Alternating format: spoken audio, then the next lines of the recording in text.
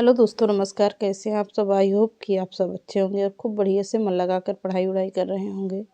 आप लोगों को पता है परीक्षा अब कुछ सुगबुगाहट हो रही है, तो परीक्षा होनी ही होनी है। केवीएस की वैकेंसी आ चुकी है, आप लोग अप्लाई कर देना। रेलवे पीजीटी के फॉर्म भी आ चुके हैं, उसके लिए भी अप्लाई कर देना।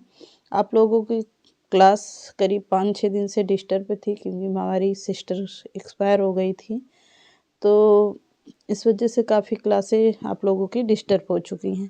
तो अब कंटिन्यू चलेगी, कोशिश करेंगे कंटिन्यू चलेगी क्लास आप लोगों की, क्योंकि कई दिनों से आप लोग की क्लास नहीं चल पाई थी। बोलने में भी थोड़ा सा अजीब है, क्योंकि घर में सभी की अभी तबीयत ख़राब चल रही है, तो इसलिए अभी थोड़ा सा दिक्कत होती है। क्योंकि अभी यंग थी, 18-19 साल की थी मेरी सिस्टर, वो एक्सपायर हो गई है। तो क्लास कई दिनों से आप लोगों की बाधित चल रही थी, पुरानी ही क्लास आप लोगों को मिल पा रही थी। तो चलिए आज के सेशन को स्टार्ट करते हैं किसी तरीके से।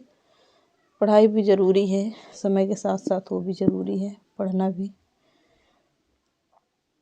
तो चलिए आज के पहला प्रश्न देखते हैं। भक्ति आंदोलन की शुरुआत कहाँ से हुई थी? प्रश्न बहुत ही अच्छा है। भक्ति आंदोलन की शुरुआत कहाँ से हुई थी? दक्षिण भारत से हुई थी। वो लाइनर पॉइंट है, नोट करते रहिएगा। कहाँ से हुई थी? दक्षिण भारत से हुई थी। क्या हुई थी? तो भक्ति आंदोलन की शुरुआत हुई थी। अगला प्रश्न है, द्वैतवाद का दर्शन किन्होंने दिया था? तो अद्वैतवाद का दर्शन किसने दिया था, यह प्रश्न पूछ रहा है। सीधे सीधे तो किसने दिया है? शंकराचार्य ने दिया है। किसने? शंकराचार्य ने दिया था। अगला है, भक्ति आंदोलन के प्रसार का श्रेय किसे जाता है? तो भक्ति आंदोलन के प्रसार का श्रेय जाता है 12 अलवार, 63 नैनार और संतों को जाता है। आगे देखते हैं, दक्षिण भारत से भक्ति आंदोलन को उत्तर भारत लाने का श्रेय किसे जाता है? तो दक्षिण भारत से भक्ति आंदोलन को उत्तर भारत लाने का श्रेय किसे जाता है? रामानंद को जाता है। किसे? रामानंद को जाएगा। अगला प्रश्न है, दक्षिण भारत से भक्ति आंदोलन को उत्तर भारत किस समय लाया गया? यह प्रश्न पूछ रहा है, बहुत ही प्रश्न घुमाकर पूछा गया है। दक्षिण भारत से भक्ति आंदोलन को उत्तर भारत किस समय लाया गया था? तो 12वीं सदी में लाया गया था। कब? 12वीं सदी में लाया गया था। अगला है, रामानुजाचार्य का जन्म कब और कहाँ हुआ? तो रामानुजाचार्य का जन्म पूछ रहा है, तो 1017 ईस्वी में हुआ था। कहाँ हुआ था? अगर जगह का नाम पूछता है तो पयंबुर में हुआ था। क्लियर हुआ? आगे देखते हैं, रामानुजाचार्य ने कौन सा दर्शन दिया था? तो रामानुजाचार्य ने विशिष्टाद्वैतवाद का दर्शन दिया है। आगे बढ़ते हैं, वैष्णव संत रामानंद से रामानुजाचार्य का क्या संबंध था? तो वैष्णव संत रामानंद से रामानुजाचार्य का क्या संबंध था? रामानुजाचार्य के शिष्य थे संत रामानंद। कौन थे? रामानुजाचार्य के शिष्य थे कौन? रामानंद जी। शिष्य यानी कि शिष्य और गुरु का नाता था। अगला प्रश्न है, किसने भक्ति साधना को मोक्ष का मार्ग बताया है? वेरी इंपॉर्टेंट प्रश्न है ये। किसने भक्ति साधना को मोक्ष का मार्ग बताया है? तो किसने बताया है? रामानंद ने बताया है। किसने बताया? रामानंद ने बताया है। अगला प्रश्न है, कबीरदास का जन्म कहाँ हुआ था? तो कबीरदास का जन्म हुआ था कहाँ पर? कबीरदास का जन्म हुआ था 1425 ईस्वी में हुआ था। वाराणसी के निकट लहरतारा के पास हुआ था। किसका जन्म पूछता है? तो कबीरदास जी का जन्म पूछता है। अगला है, कबीरदास किस शासक के समकालीन थे? तो कबीरदास किस शासक के समकालीन थे? सिकंदर लोदी के समकालीन थे। किसके? सिकंदर लोदी के समकालीन थे। अगला प्रश्न है, पद्मावत कथा के लेखक हैं? पद्मावत कथा किसकी है? तो मलिक मोहम्मद जैसी की है। पद्मावत क्या है? एक महाकाव्य है, जिसके लेखक होंगे मलिक मोहम्मद जैसी जी हैं। अगला है, युगवाणी के लेखक हैं कौन है? सुमित्रा नंदन पंत को माना जाता है। किसे? सुमित्रा नंदन पंत को माना जाता है।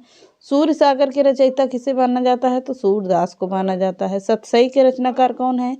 बिहारी जी हैं। अगला प्रश्न है, प्रिय प्रवास के लेखक हैं। प्रिय प्रवास किसकी है? तो अयोध्या सिंह उपाध्याय हरिऔध जी की रचना है। कौन सी? प्रिय प्रवास। अगला प्रश्न है, यशोधरा पुस्तक के रचनाकार कौन होंगे? मैथिली शरण गुप्त की रचना है। कौन सी? यशोधरा। अगला प्रश्न है, भारत भारती के लेखक कौन है? तो मैथिली शरण गुप्त की रचना है भारत भारती। कामायनी के रचनाकार कौन होंगे? जयशंकर प्रसाद की रचना है कामायनी। अगला प्रश्न है, चंद्रकांता संतति किसकी कृति है? तो चंद्रकांता संतति किसकी कृति है? देवकी नंदन खत्री की है। अगला है, गोदान एवं गबन प्रसिद्ध पुस्तक के लेखक कौन हैं? तो गोदान और गबन मुंशी प्रेमचंद्र की रचना है। किसकी? मुंशी प्रेमचंद्र की है। अगला है, गोरा प्रसिद्ध रचना किसकी है? तो गोरा है किसकी? रविंद्रनाथ टैगोर की रचना है। किसकी? रविंद्रनाथ टैगोर की है। अगला है, मृग नयनी के लेखक कौन है? तो मृग नयनी है वृंदावन लाल वर्मा की रचना है। बहुत ही इम्पोर्टेंट ये भी रचना है। अगला प्रश्न है, मैला आंचल किसकी कृति है? तो मैला आंचल है फणीश्वर नाथ रेणु की रचना। किसकी? फणीश्वर नाथ रेणु की रचना है मैला आंचल। अगला प्रश्न है, गण देवता किसकी रचना है? तो गण देवता के रचनाकार कौन होंगे? तारा शंकर बंदोपाध्याय की रचना है गण देवता। अगला है, चरित्रहीन किसकी रचना है? तो चरित्रहीन है शरद चंद्र चटर्जी की रचना है। इम्पॉर्टेंट है ये भी, पूरा प्रश्न इम्पॉर्टेंट है। आगे अगला प्रश्न बहुत ही इम्पॉर्टेंट है, तुलसीदास जी के बारे में पूछता है। तुलसीदास से सभी यहाँ प्रश्न होंगे। तुलसीदास किसके समकालीन थे? किसके समकालीन थे? अकबर के समकालीन थे। कौन? तुलसीदास जी। अगला प्रश्न है, तुलसीदास का जन्म कहाँ पर हुआ था? ये बहुत ही इम्पोर्टेंट है। तुलसीदास का जन्म हुआ था बांदा के राजापुर गांव में हुआ था। बांदा कहाँ पर है? अपने यूपी से जाने लगो तो मध्य प्रदेश के पास पड़ता है। क्या? बांदा जिला। बांदा जिला है, वहीं के गांव एक पड़ता है राजापुर, वहाँ पर इनका जन्म हुआ था। किसका? तुलसीदास जी का। कब हुआ था? 1554 ईस्वी में हुआ था। अगला है, तुलसीदास ने रामायण की रचना किस भाषा में किया है? मैंने बहुत पढ़ा है, इसको रटवा दिया है, अवधी भाषा में किया है। अगला प्रश्न है, तुलसीदास के रामायण को क्या कहा जाता है? तो तुलसीदास जी के रामायण को कहा जाता है रामचरितमानस। क्या कहा जाएगा? रामचरितमानस कहा जाता है। अगला है, रैदास ने कौन से संप्रदाय की नींव रखी थी? तो रैदासी संप्रदाय की नींव रखी थी। किसने? रैदास ने। अगला है, रामानंद। रैदास किसके शिष्य थे? तो रामानंद के शिष्य थे। अगला प्रश्न है, भगवान श्री कृष्ण के किस भक्त ने रैदास को अपना गुरु बनाया था? तो मीराबाई ने बनाया था। किसने? मीराबाई ने बनाया था। अगला प्रश्न है, दादू दयाल किस जाति के थे? तो दादू दयाल धुनिया जाति के थे। कौन? दादू दयाल धुनिया जाति के थे। अगला है, दादू दयाल का जन्म कब और कहाँ हुआ था? तो दादू दयाल का जन्म हुआ था 1554 ईस्वी में, अहमदाबाद के निकट हुआ था। किसका जन्म पूछता है? दादू दयाल जी का। अगला, किस मुगल शासक ने दादू दयाल को धार्मिक माना है? तो धार्मिक चर्चा के लिए फतेहपुर सीकरी आमंत्रित किया था। तो किसने किया था? अकबर ने किया था। तो इसी बात पर एक पंक्ति इन्होंने बहुत अच्छी कही है, अभी तो याद नहीं आ रहा, थोड़ा सा याद है। आवत जात पनहिया टूटी, ऐसे ही करके कुछ पंक्ति है, बहुत ही इम्पोर्टेंट पंक्ति है, बहुत अच्छी पंक्ति है वो। तो फतेहपुर सीकरी आमंत्रित किया था किसको? किसने किया था? अकबर ने किया था। किसे किया था? दादू दयाल जी को किया था। अगला प्रश्न है, दादू दयाल ने किस संप्रदाय की स्थापना किया था? तो निफक संप्रदाय की स्थापना किया था। किसने? दादू दयाल ने। अगला प्रश्न है, महाराष्ट्र में भक्ति आंदोलन का जनक किसे कहा जाता है? तो महाराष्ट्र में भक्ति आंदोलन का जनक कहा जाता है किसे? ज्ञानेश्वर या ज्ञानदेव या ज्ञानेश्वर को कहा जाता है। किसे? ज्ञानेश्वर या ज्ञानदेव को कहा जाता है। बहुत ही इम्पोर्टेंट सभी प्रश्न थे आज के। आगे भी बढ़ते रहिएगा, 2-4 प्रश्न और देख लेते। अगला प्रश्न है, संस्कृत ग्रंथ अष्टाध्यायी का संबंध है किससे है? व्याकरण से है। किसका संबंध है? अष्टाध्यायी का। अगला है कबीरदास के उपदेशों का सबसे महत्वपूर्ण संकलन क्या है? बीजक है। कौन सी रचना है? बीजक है।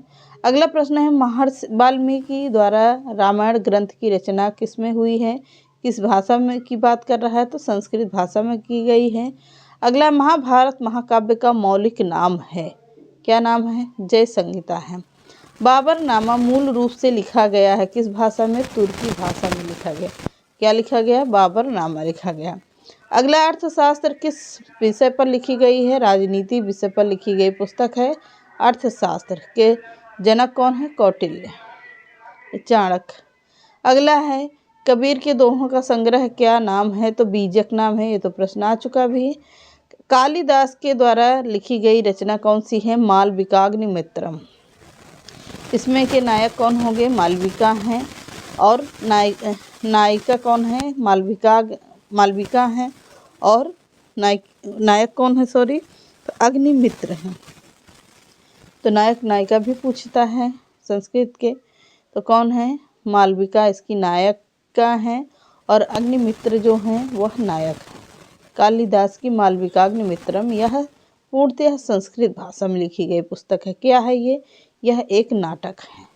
अगला है रज्मनामा किस ग्रंथ का फारसी अनुवाद है? तो रज्मनामा है महाभारत का फारसी अनुवाद है। तो चलिए आज के प्रश्न को यहीं पर रखते हैं, क्योंकि मेरी तबीयत भी थोड़ी सी अभी कम ठीक चल रही है। 9 पॉइंट ब्लड है मेरे शरीर में, तो अभी शरीर में सूजन वूजन बहुत चल रही है। तबीयत बहुत ज़्यादा ही ख़राब चल रही है, 1 महीने से पैरों से बहुत दिक्कत है। तो क्लास को यहीं एंड करते हैं। अगर कोई दिन क्लास ना आए तो कुछ दिक्कत नहीं होनी चाहिए आप लोगों को। पुरानी क्लास से मैंने इतना पढ़ा दिया, आप लोग उसी को रिवीजन करते रहिएगा। तो चलिए आज के सेशन को स्टार्ट करते हैं, बंद करते हैं। तो मिलते हैं नेक्स्ट वीडियो में। नमस्कार।